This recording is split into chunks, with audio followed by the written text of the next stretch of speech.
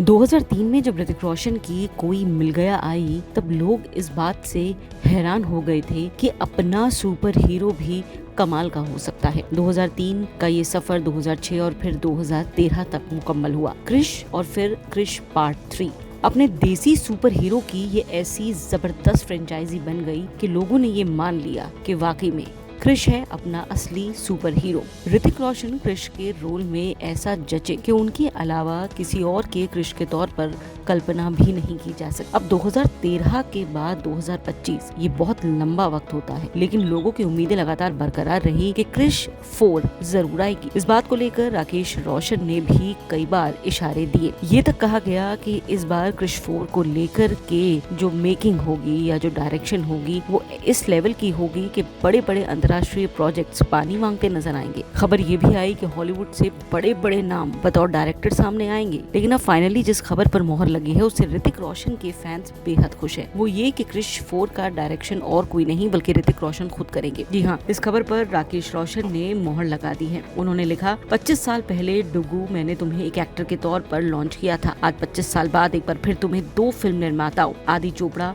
और मेरे द्वारा हमारी फिल्म क्रिश 4 को आगे बढ़ाने के लिए एक डायरेक्टर के रूप में लॉन्च किया जा रहा है। आपको बता दें कि ये एक मेगा प्रोजेक्ट है और ये भी कह सकते हैं ऋतिक रोशन के लिए ये एक बेहद एम्बिशियस प्रोजेक्ट है। साथ ही राकेश रोशन का ये ड्रीम प्रोजेक्ट है जिसे वो इस स्तर का बनाना चाहते हैं कि वाकई में इसकी तुलना बड़ी बड़ी अंतर्राष्ट्रीय action thriller super hero films के साथ की जाए। कि वाकई में वो जादू चल पाता है या नहीं क्रिश 4 के साथ, ये देखने की बात होगी, क्योंकि इस दौरान बहुत सारी चीजें बदली हैं। ऋतिक रोशन का जादू जो 2003 में शुरू हुआ था क्रिश की पहली सीरीज के साथ, वो 25 साल के बाद क्रिश 4 तक बरकरार रहता है कि नहीं, ये देखने की बात है। और साथ ही ऋतिक रोशन का डायरेक्टोरियल डेब्यू क्या कमाल दिखाता है, इस बात का भी लोगों को इंतजार है।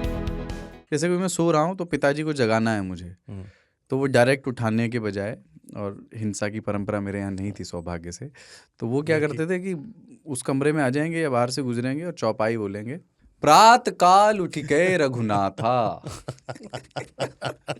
मात पिता गुरु नावई माता। कभी कभी मैं गुस्से में उठ करके अरे पापा चरण स्पर्श किया और सो गया। मैंने कहा अब मत उठाना।